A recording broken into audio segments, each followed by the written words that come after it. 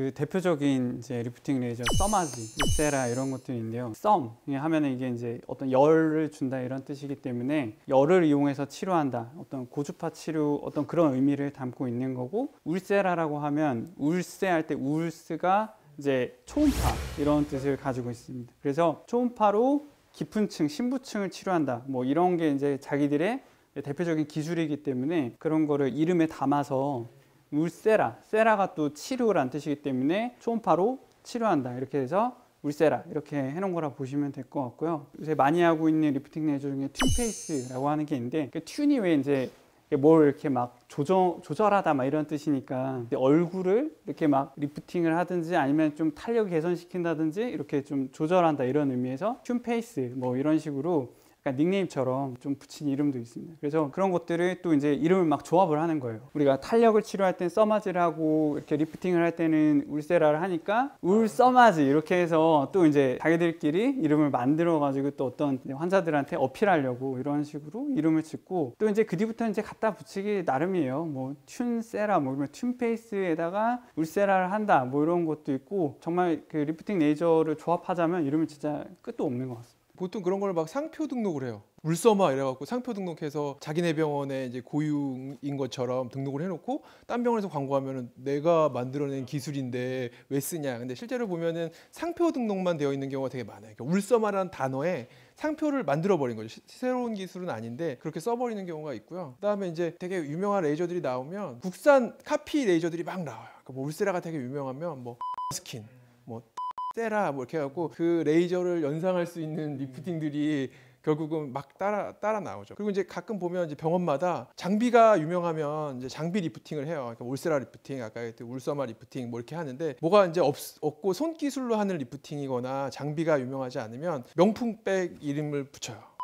리프팅, 뭐 리프팅 뭐 이렇게 해가지고 약간 부가가치를 창출하려고 하는 거죠. 비싸 보이, 왠지 아무것도 없는데 약간 허영심을 자극하는 듯한 리프팅을 하는 거죠.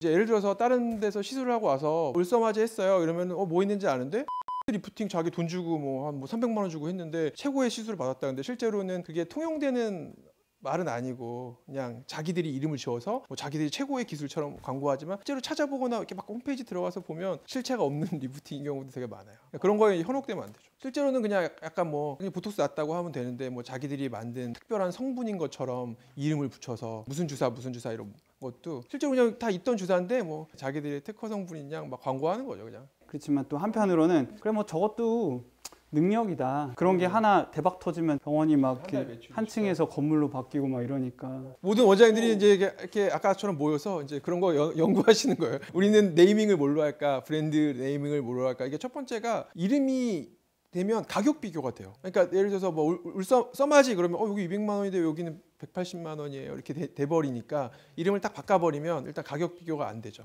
그러니까 내가 이제 원하는 가격을 내 능력의 값어치를 매길 수 있는 건데, 이제 그게 이제 조금 그런 것도 하나의 방법이긴 해요.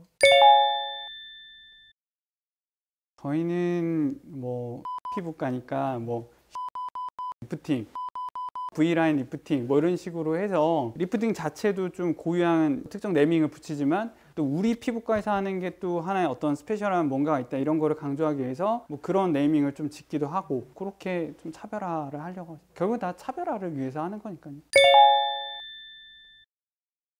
그냥 뭐 무조건 효과 좋은 거 원하시는 분들은 안면 거상술 이런 수술을 하는 게 맞기는 하고, 이제 리프팅 시술을 받으러 오신 분들은 무조건 설명하기 전에 이렇게 올라가진 않는다고 그렇게 미리 사전에 꼭 말씀을 드려요. 효과는 그러니까 수술이 일단 하고 나서는 수술이 보기가 제일 좋죠. 드라마틱한 거는 수술이고, 나는 죽었다 깨어나도 수술은 못한다, 근데 이제 조금 더 젊어 보이고 이제 처짐을 개선하고 싶다, 이런 분들은 수술은 아니지만 이제 그런 시술이나 레이저로 이용해서 이제 리프팅을 하도록 권유를 드리고 있습니다. 사실 수술은 좀 강한 이미지잖아요. 그래서 나는 그렇게까지 못하겠다 하는 사람들이 티나지 않게 좀 덜 침습적으로 해볼 수 있는 비교적 무난한 리프팅, 그러니까 일단 티나지 않고 하고 나도 일상생활 하는데 편하고 따로 이렇게 관리할 것도 없고, 그런 것들이 장점이라고 볼 수 있을 것 같습니다. 이제 수술을 생각해 보면 잘라내고 붙이는 거니까 당연히 효과가 좋겠죠. 근데 결국은 잘라낸다는 거는 못 쓴다는 거예요. 그러니까 못 쓴다는 거는 우리가 충분히 어떤 레이저 리프팅이나 이런 걸로 해서 살려서 탄력을 좋게 해서 조금은